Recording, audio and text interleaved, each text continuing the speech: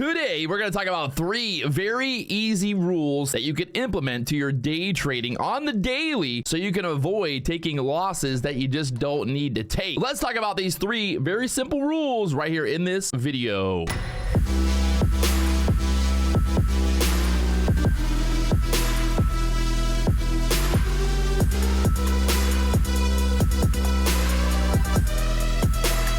What's going on, guys? Patrick here. Today we're talking about 3 very simple, easy rules that you can apply to your day trading every single day to help you avoid taking losses when you just don't need to. So the first rule, I think this is probably the end-all, be-all rule that every day trader should follow. I'm not always the best about following it, but I think sometimes it's like, maybe it would just be better to follow this rule. Patrick, you preach it. Why do you not follow it? It's hard, right? So the first rule is the 15-minute opening range.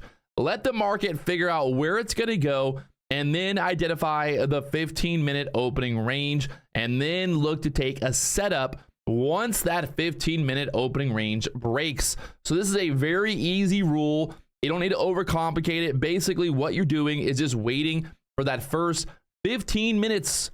The first 15 minutes, 9:45, just waiting. Sometimes we have numbers at 9:45. Sometimes we have numbers at 10 a.m. There's nothing wrong with giving the market time to figure out which way it wants to go, and then looking for a better setup. So like this right here, you're basically, this is your first 15-minute candle. So from 9:30 to 9:45, you identify it, you're patient, you're waiting, and then you look to take your setup. So I get a lot of questions. People are like, do you wait for the break? Do you get in right away? What do you do? I think it really comes down to the overall day, right? It comes down to the overall price action on that day. Where did that thing go? All right. The way that I like to look at it here with a 15-minute breakout here is we basically kind of tested this low during that 15-minute range. We pushed back up and then we broke through it, which is a great opportunity, because now if we break through this low from earlier at 9:39, well, we know there's probably a pretty confident move that it's going to then move down. So for this setup, since we've already kind of tested the lows, we pushed back up, we put in that lower high, and then we started moving down. This is a pretty good setup to take that trade right away. So you can take that trade, the 15-minute range break, you can jump in once it ends up breaking to the downside. You can see it actually ended up later on in the day here at 10:52. It ended up pushing back up to that 15-minute range and then selling down once again. So there is opportunity to make sure that you're identifying this and then playing it later on in the day as well. So if that 15-minute range continues to hold, well, there's another good setup to take that once again. And look at this move down from the 371s down there to the 139s. That's a 200-point move just off of just being patient. The 15 minutes, waiting 15 minutes, looking for the setup, and then taking it. The second rule that you can apply to your day trading to avoid massive losses and things like that is very simple.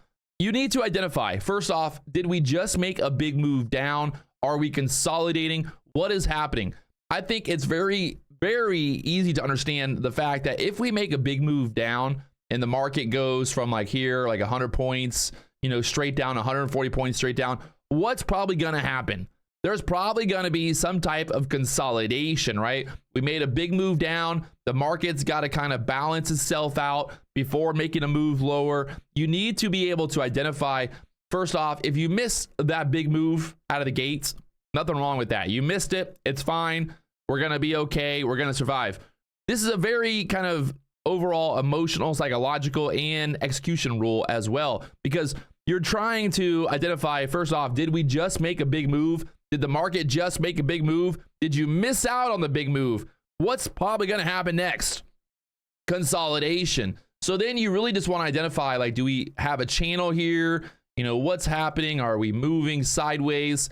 Being able to identify if we're in a chop area, being able to identify if we're in a sideways movement area is going to be able to help you avoid a lot of trouble, right? Because you can see here, once we broke to the downside out of this movement, we then had another nice move down, about another 200-point move to the downside. But the problem is, if you try to trade inside of here, well, you're going to get chopped up. You're going to get chopped up, and it's not going to be pretty. So it's really just this idea that if the market makes a big move, you know, I like to look at the 15-minute candles.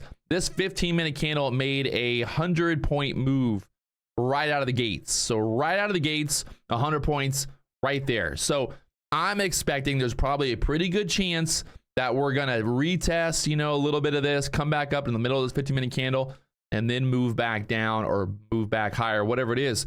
We just want to be able to identify, are we in an area of consolidation? Are we in an area where we're going to make another move down? And one way to really look at this too is like, did we just break through a lot of support in this area? Did we just break through all that? Yes, we broke through all this support there. We moved down into this area. So now I'm expecting a little bit of a consolidation, a little bit of a bounce.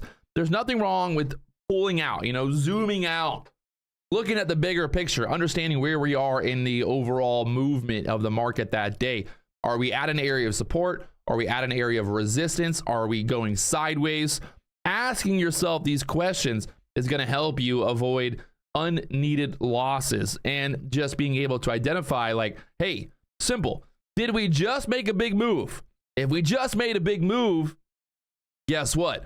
There's probably going to be some consolidation. The market's going to consolidate. It's going to bounce around before making that next move higher or lower. All right, just think about that. Just ask yourself, make that a rule that if before you enter a trade, you look at it and go, wait, did we just make a big move down? Did we just make a big move up? Should I get in right now? Should I wait for this consolidation to kind of work its way out?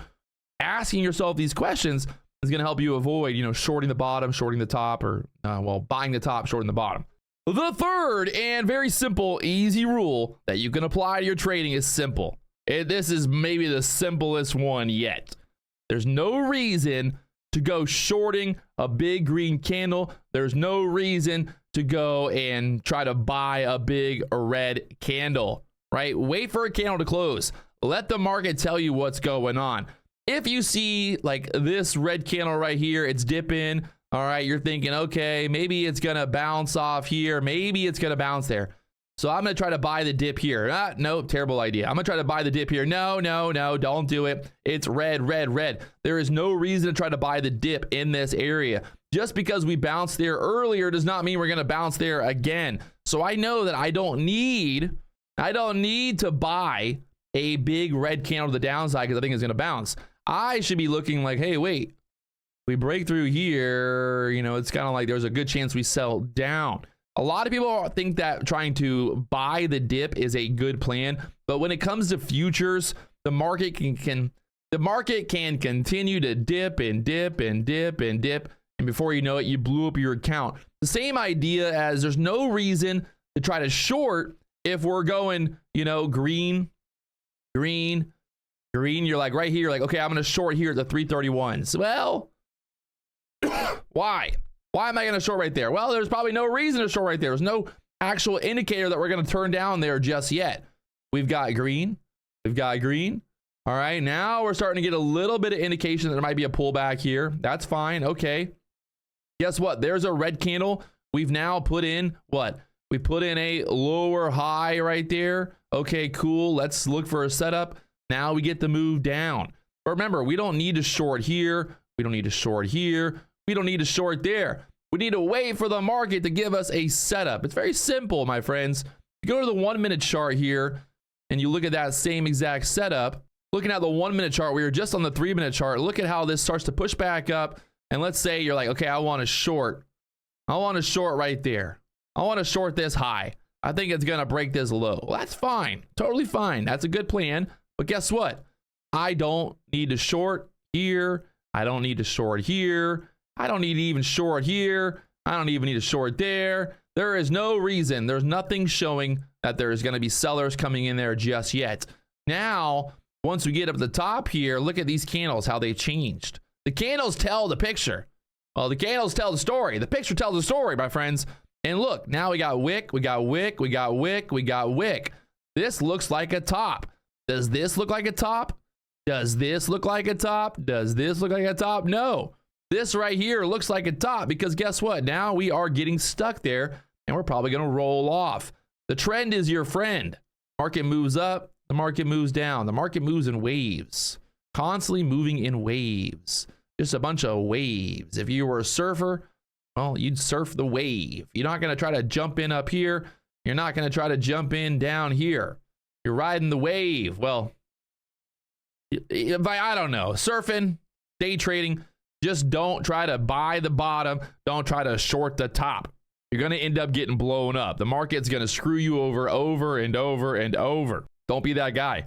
Don't try to pick the top. Don't try to pick the bottom. This ain't trying to be right. This is trying to make money. We're day trading. We're looking for opportunities where we can see setups. We can see opportunities to make money. We don't care if we're right. We don't care if we're wrong.